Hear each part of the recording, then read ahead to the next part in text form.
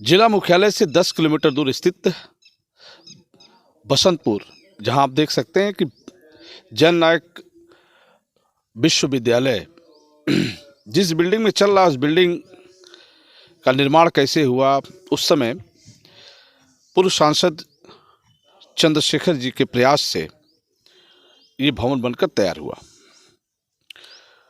उस समय इस भवन का नाम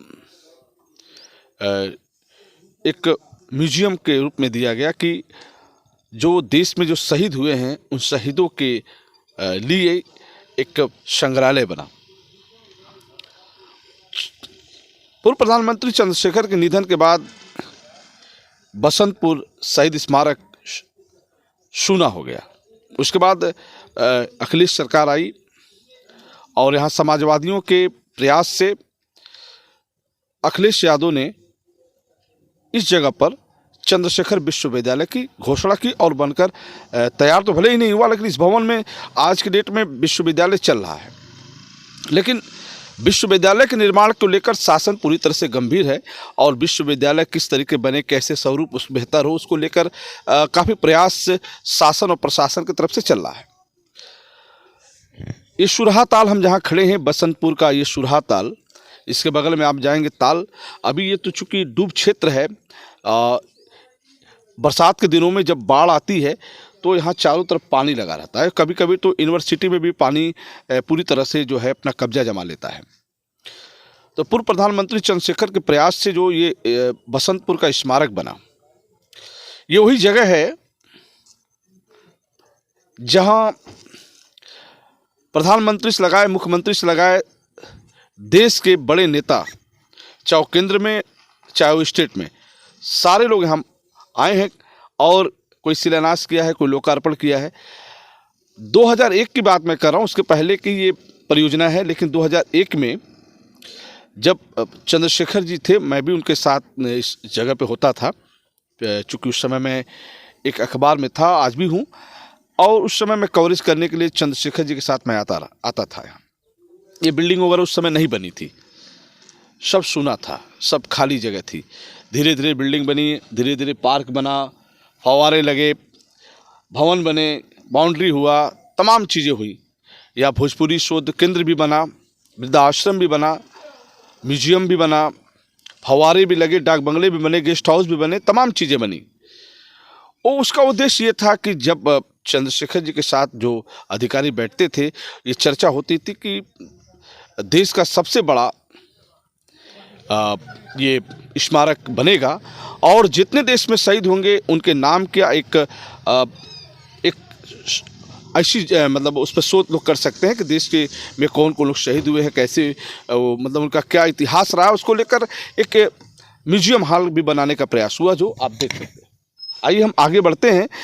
उस जगह पे, ये वही जगह है, कभी चंद्रशेखर के पाँव यहाँ पड़े करते थे। आज इस चारों तरफ आप देख सकते हैं झाड़ खंडा लगा है। चूँकि लंबा एरिया है, इसको बेहतर करने में यूनिवर्सिटी को हमें जो लगता है कि काफ़ी मेहनत करना पड़ता है, एक बजट का कहीं ना कहीं अभाव दिखता है। आइए हम चलते हैं उस जगह पर, जिस जगह पर चंद्रशेखर जी ने एक सपना देखा था कि बसंतपुर में जो स्मारक बनेगा, उस स्मारक में उसका लुक कैसा होगा, उसका स्वरूप कैसा होगा।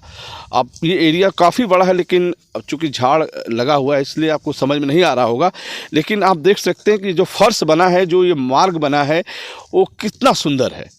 आज रख रखाव का अभाव है। काश अगर यूनिवर्सिटी नहीं होता तो ये शायद ये भी बचता नहीं, क्योंकि यूनिवर्सिटी जब बना तो उसके पहले यहाँ तमाम चीज़ें, कोई खिड़की ले गया, कोई दरवाज़ा ले गया, कोई महंगी जो लाइट लगी थी वो कोई लैंप लेके चला गया। लेकिन यूनिवर्सिटी जब यहाँ आया तो उस समय प्रोफेसर योगेंद्र सिंह थे, उन्होंने बहुत प्रयास किया कि यहाँ मतलब कुछ ऐसा ना हो, कुछ नुकसान ना हो, क्योंकि चंद्रशेखर जी के हाथों और चंद्रशेखर जी के प्रयास से जो भी चीज़ यहाँ लगा है वो सुरक्षित हो। उसको लेकर यहाँ प्रथम जो कुलपति थे प्रोफेसर योगेंद्र सिंह, उन्होंने एक प्रयास किया कि जितना भी चंद्रशेखर जी का जो सपना है उसको साकार किया जाए।